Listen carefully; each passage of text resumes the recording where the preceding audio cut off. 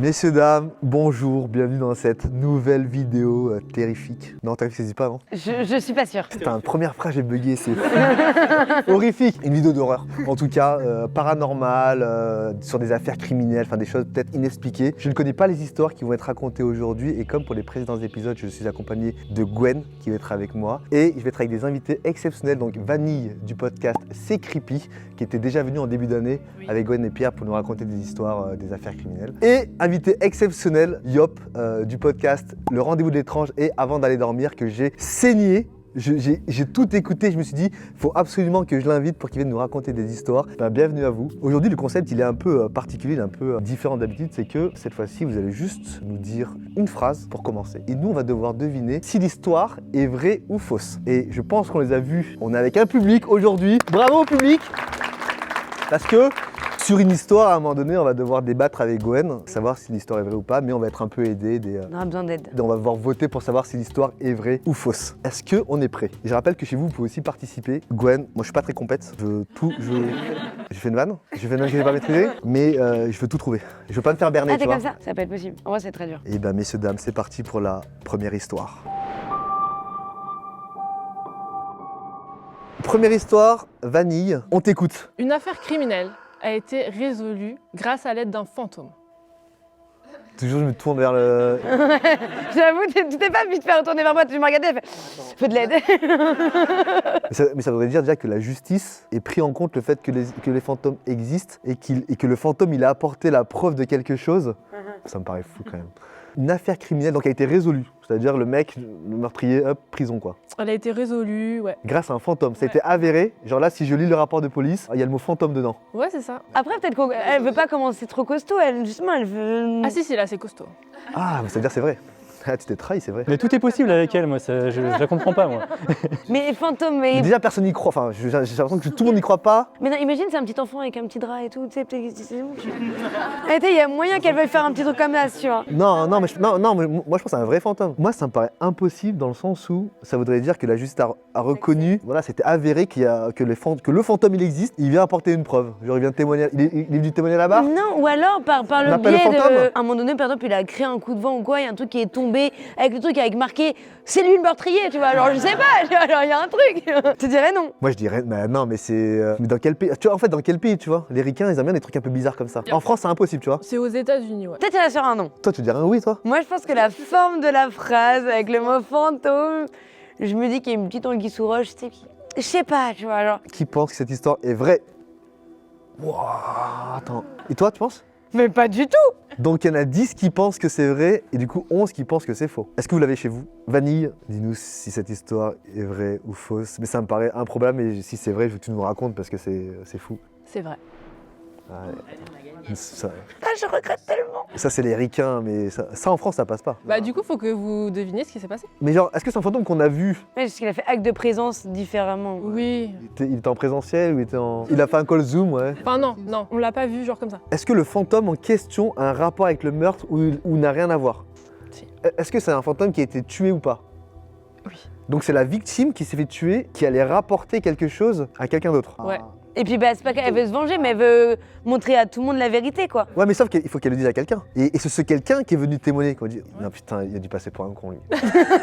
Putain, mais par contre, comment? C'est ça la question. Est-ce que c'est genre en rêve? Oui. Ça va, toi? Désolé.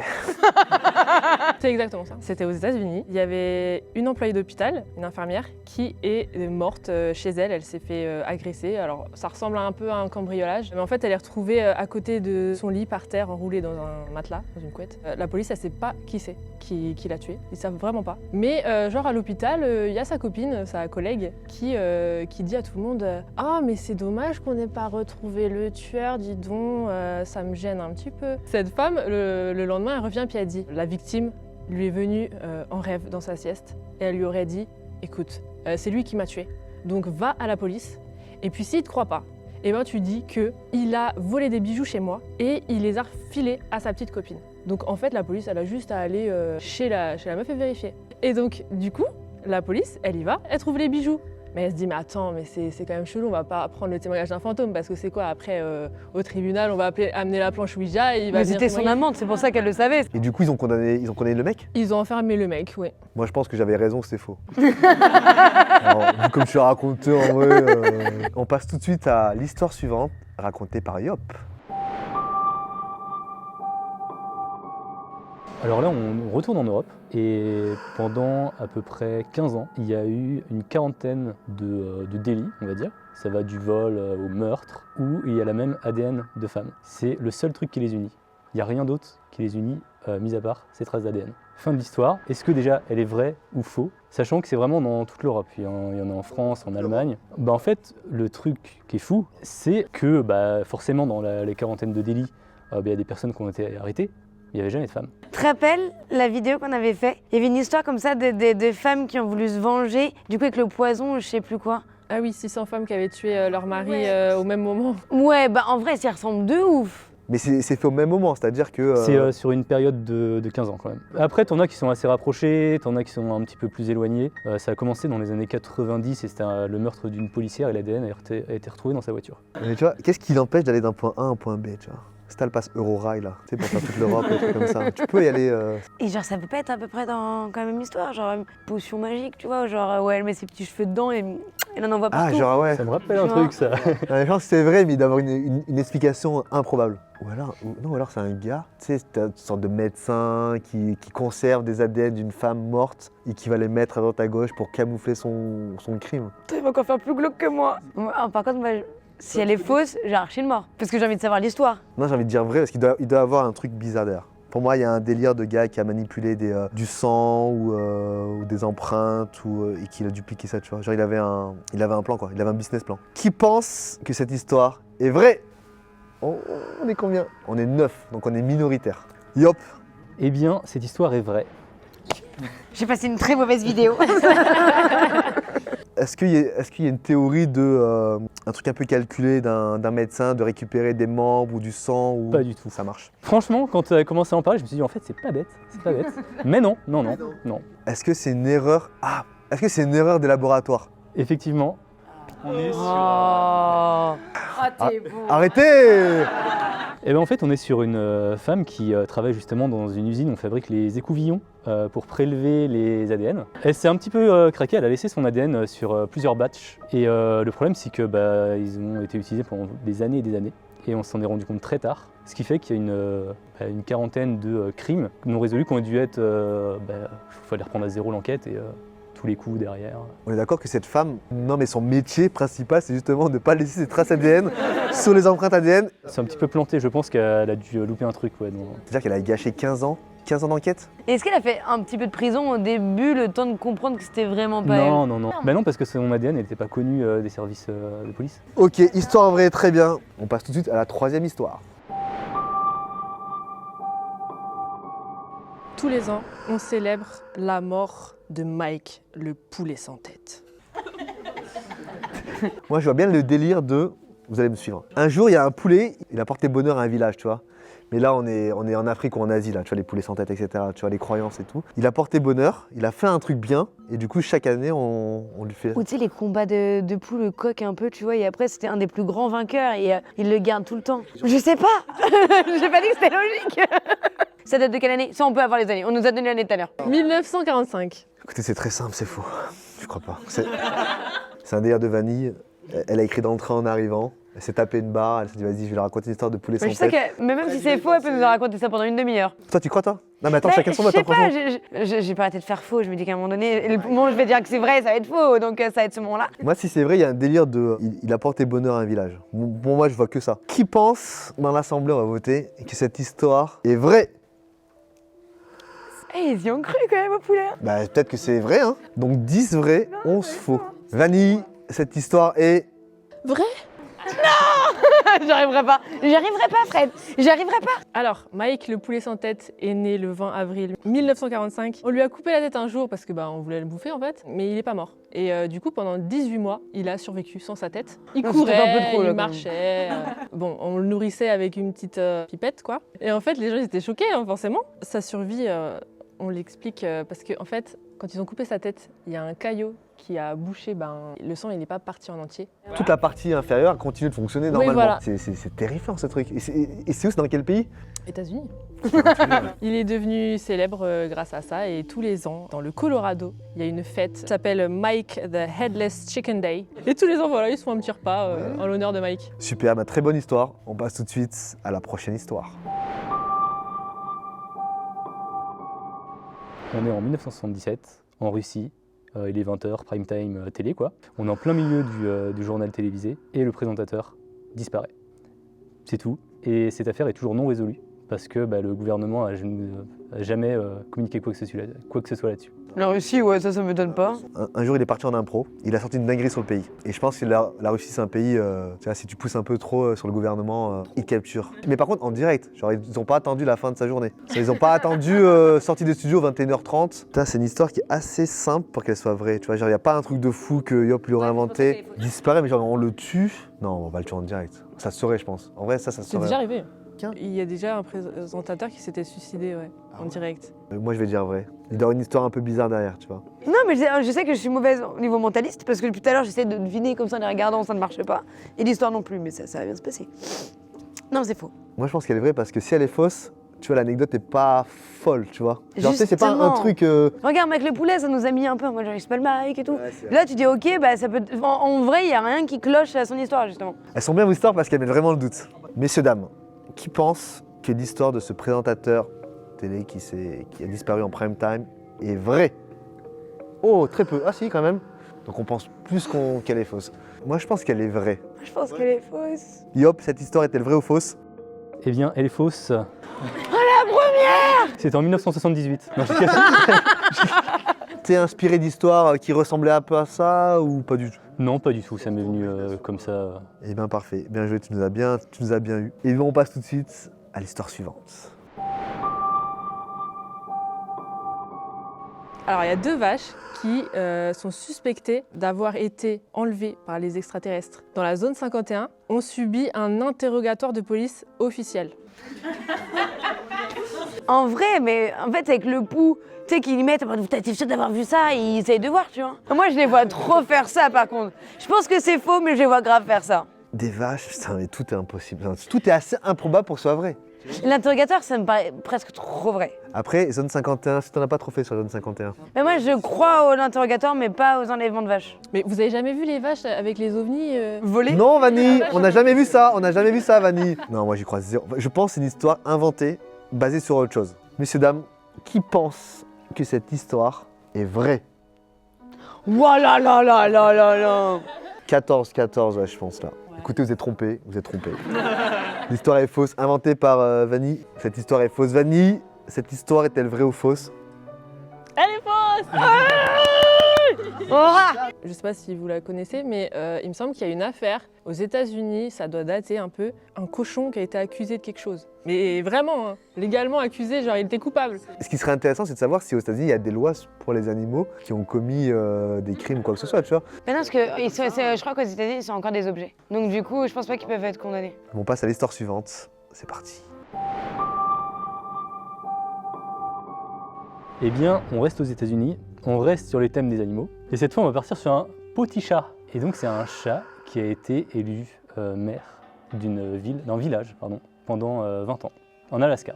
Moi, ça me paraît très probable. Après, je pense qu'en termes de fonction au quotidien, j'y crois parce que le public, en plus, il a l'air d'être assez unanime là-dessus. Et tu sens anecdote insolite, tu vois. Ils ont pas l'air du tout unanimes. Non, je pense qu'il y a des chats qui ont vécu jusqu'à 30 ans, je pense. Genre, des records un peu. 33 ans. Mais là, 20 ans en Alaska, non, moi, je pense que c'est vrai. Qui pense que l'histoire est vraie? Moi, je pense qu'elle est vraie. Pratiquement tout le monde, non? On est 15 à penser que c'est vrai, du coup, 6 qui pensent que c'est faux. Non, toi, tu penses que c'est vrai ou faux? Ah, moi, c'est faux. Dis-nous, cette histoire est... Cette histoire est vraie. Elle est folle. Disons qu'il y a certains habitants qui n'étaient pas spécialement contents de la proposition politique du coin. Et puis il y a un habitant qui a dit je viens de trouver un petit chaton là, allez, on va voter pour lui. Il a fait un appel au vote et finalement, tout le monde a voté pour le chat. Et vu que finalement, il augmentait pas les impôts, il était plutôt cool, il a été reconduit jusqu'à sa mort en fait, jusqu'en 2017. Mais le truc, c'est que ça restait vraiment un petit village en Alaska et qui était rattaché à une plus grande ville qui avait un vrai maire. Mais voilà, ils avaient quand même leur chat maire. C'est incroyable, hein, On a baissé la incroyable. taxe sur les croquettes aussi.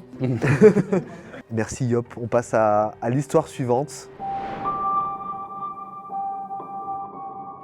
63 squelettes ont été retrouvés dans la cave d'une gérante d'EHPAD. Non mais quel intérêt elle aurait à les avoir chez elle dans sa cave? Bah juste, elle perd moins de temps. Des cadavres ou des squelettes? Des squelettes. Pas d'odeur, rien. Et elle est toujours gérante d'EHPAD, donc sa petite boîte, elle continue de fonctionner. T'en penses quoi toi? Moi j'adore les histoires comme ça, je veux qu'elles soient vraies. Enfin, je veux qu'elles soient vraies. J'espère qu'il y en a plus.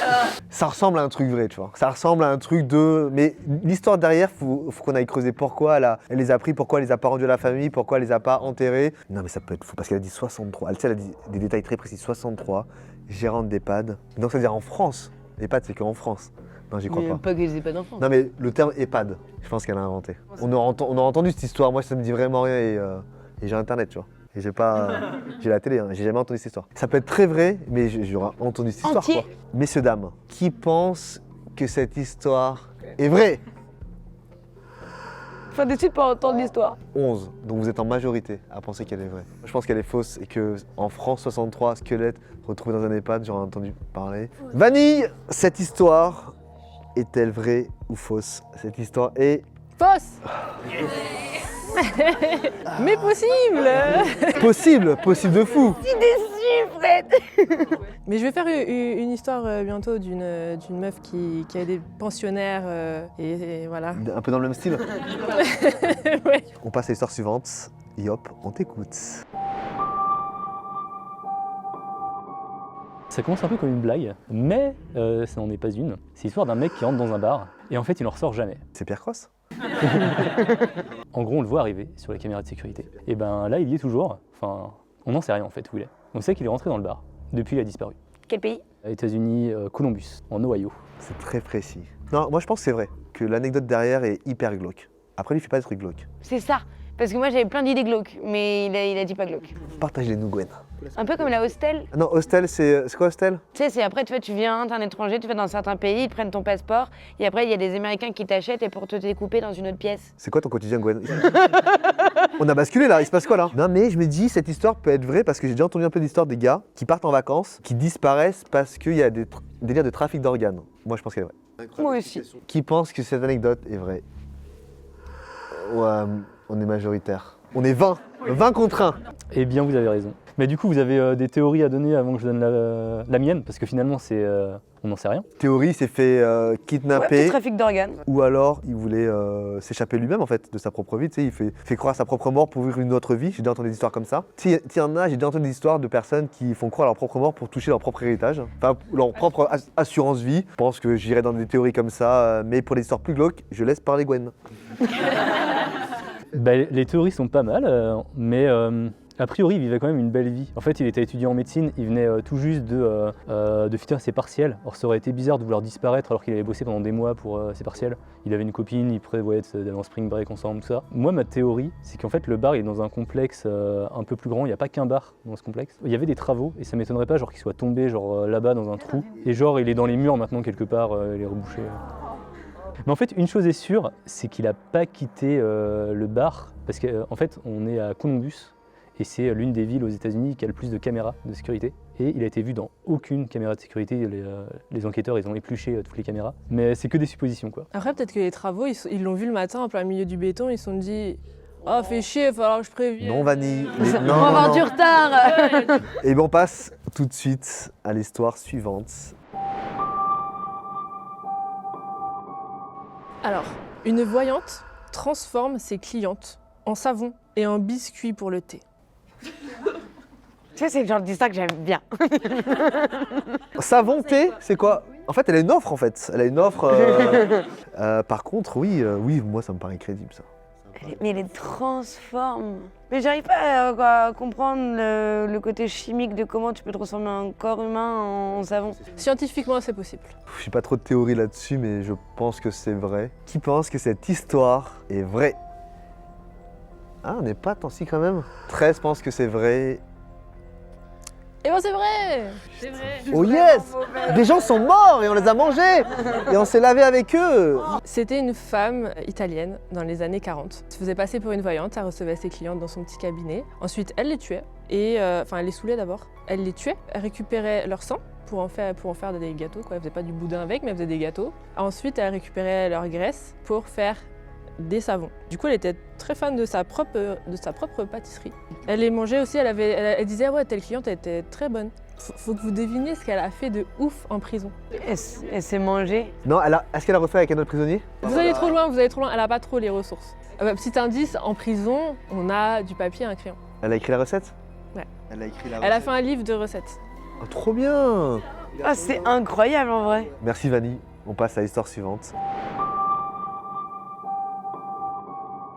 Yop, fais-nous rêver. Alors, on va partir sur un petit peu moins glauque. On part sur la France. Alors, on entend souvent parler de la cité engloutie d'Atlantis. Et bien, sachez qu'en France, on a aussi une cité engloutie. Alors, c'est pas vraiment une cité, c'est plus un petit village. J'habite pas loin de Nantes, et justement, c'est par là-bas. C'est à 30 km à peu près au sud de Nantes. Et on appelle la cité d'Herbauges. Maintenant, c'est un lac, en fait. Le lac de Grandlieu, qui est très connu. Putain, il y a beaucoup de détails. On le saurait, non, qu'il y a un village enfoui en France? Ou pas? Ou alors, c'est un petit village, quoi. C'était 2-3 maisons. Moi, c'est faux. Ou alors, il veut placer son village, tu vois. Moi, j'habite à Herbauges. Big up à Herbauges. Mais moi je veux dire que c'est vrai, parce que j'aime bien me tromper à tous les coups. Qui pense que cette histoire est vraie? J'y crois 0, moi. Vous avez la majorité, hein. Yop, cette histoire est... Cette histoire est fausse. Eh oui, elle est Je vous l'ai fausse. dit, je vous l'ai dit. Elle est basée sur une légende. Il y a une légende en fait au IVe siècle, il y aurait eu un village, donc la cité d'Herbauges, en lieu et place donc du lac de Grandlieu. Et en gros, c'était un peu une cité de débauches, de païens et tout. Un religieux qui était missionné en fait pour du coup les convertir au christianisme. Sauf que ils n'ont pas voulu. Donc Dieu pas content, tout ça. Pluie diluvienne, lac de Grandlieu. Ok, c'est assez. Là, j'essaie un peu d'aller chercher plein de détails, de trucs et tout, mais non. On passe à l'histoire suivante. Une femme aperçoit une chaussure dans le trou de ses toilettes Ah, où est-ce qu'elle va encore, Vanny? Allez, vas-y. et découvre qu'il y a un cadavre coincé dans sa fosse septique. Mais non, mais c'est pas possible physiquement. Comment? Dans cette Si toilette? c'était un bébé, il a grandi dans la cave, mais Non, genre mais mais une pas chaussure. trop.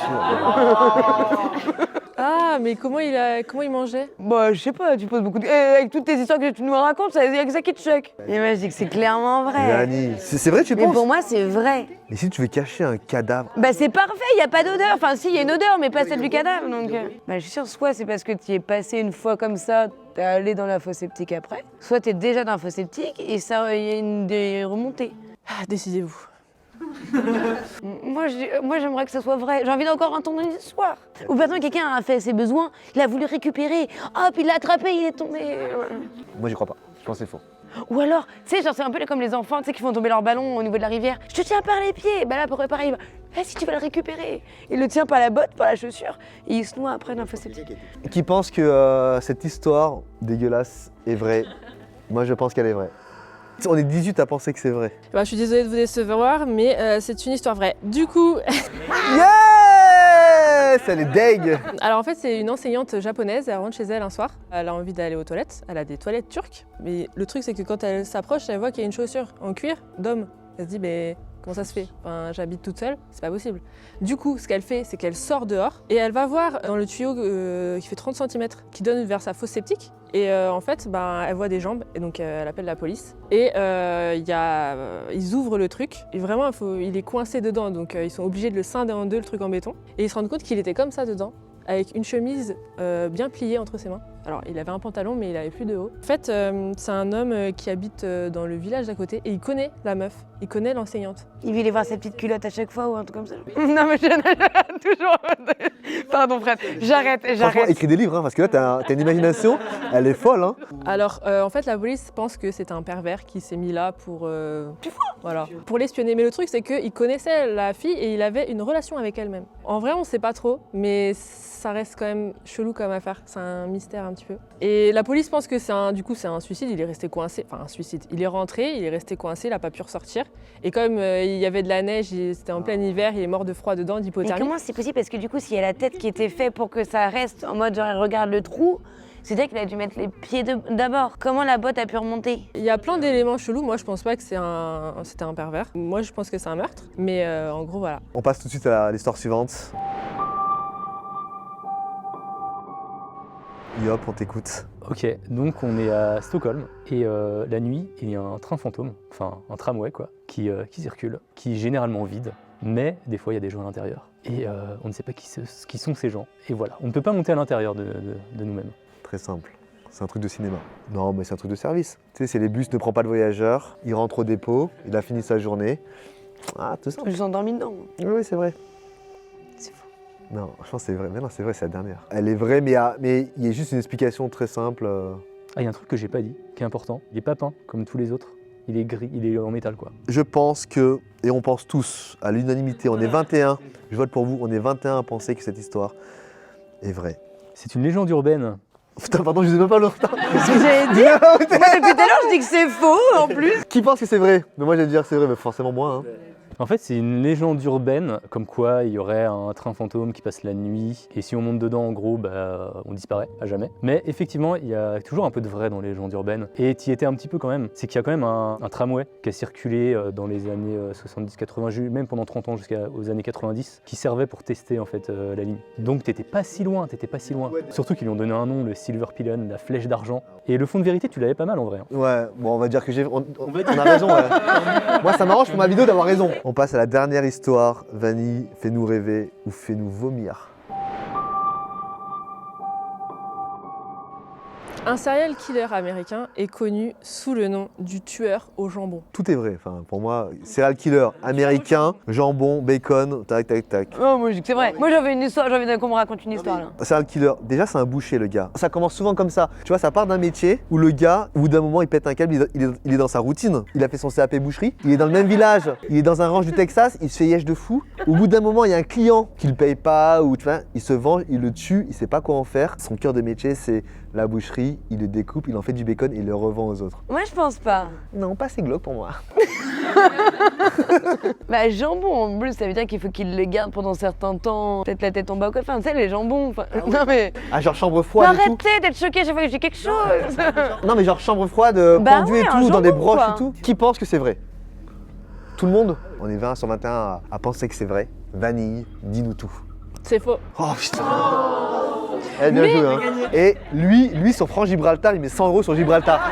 C'est faux, mais j'ai une anecdote. Parce que j'ai fait une affaire une fois où en fait le tueur il a tué toute une famille à la hache. Et derrière lui, il n'y avait pas beaucoup d'indices, mais il a laissé un gros morceau de jambon sur la scène de crime. Ah, donc lui, ça aurait pu être le tueur au jambon. Voilà. Oh, je suis déçue. Ah, tu nous as bien eu à la fin. Et ben c'était incroyable. Franchement, j'ai adoré et je pense qu'on mettra tous les liens de toutes les histoires, les vraies histoires, pour que les gens puissent creuser un peu. Donc on mettra le podcast de Vanille qui s'appelle C'est Creepy, donc des histoires de... Mais franchement, il y a des trucs horribles. Franchement, accrochez-vous pour écouter ça. Merci Vanille d'être venue. On mettra le lien de là de ton podcast en description. Merci Yop d'être venu là dans cette vidéo. Toi, tu as 2 podcasts avant d'aller dormir. Exactement, ou avec un pote qui s'appelle Indigo, on raconte des histoires qui font peur, qui font frissonner. J'ai aussi du coup le Rendez-vous de l'étrange, où là c'est une émission sur Twitch que je fais une fois par mois, où je raconte des histoires mystérieuses, des légendes urbaines, et ça finit aussi en podcast. Vous faites partie du label, de votre label qui est Les Antipodes. Les Antipodes, ouais. Qui regroupe d'autres podcasts, dont celui qui s'appelle La Société de Minuit. La Société de Minuit, qui est un très bon podcast aussi. Donc voilà, j'espère que les personnes qui ont regardé cette vidéo consommeraient un peu de podcasts à l'avenir. Je remercie mon public d'être venu là, merci.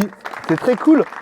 C'est la première fois que je faisais en public ce format-là et ça apporte un truc, très sympa. Et merci à Gwen. Merci Gwen d'être venue. Qu'on retrouve sur Twitch, sur YouTube et sur Insta. On mettra les liens dans la description de tout le monde. Et ben je crois qu'on est sur une fin de vidéo. Merci. Ciao ciao. Ouh. Je tente des nouveaux outros, c'est bien ou pas? Non? C'est nul? On verra.